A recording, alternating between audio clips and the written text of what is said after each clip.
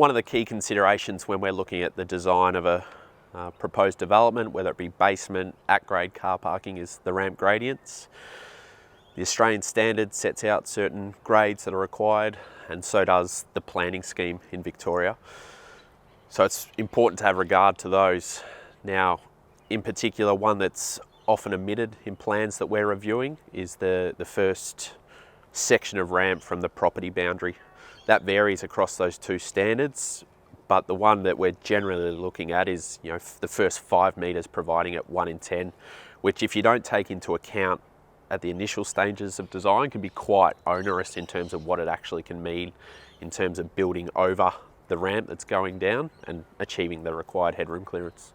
And that's probably the other key point to ramp design is the headroom clearance. Particularly if you're looking at having waste collection serviced in your basement, your ramp needs to have a sufficient headroom so that the cars can get down and under, and it's one that's easily missed.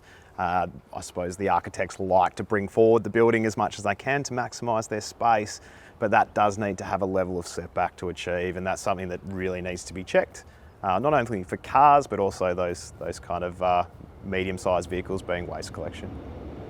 And waste collection is one in particular where there are small vehicles, so mini vehicles that are able to collect waste within basements, but they still are slightly larger than typical design car. So you need to have grades that are going to be able to accommodate it, headroom clearance, but then also having regard to actually lifting of the bins and emptying. You need a slightly higher headroom clearance again. So all critical elements to take into account when you're designing a basement and having a look at whether or not on-site collection can be undertaken.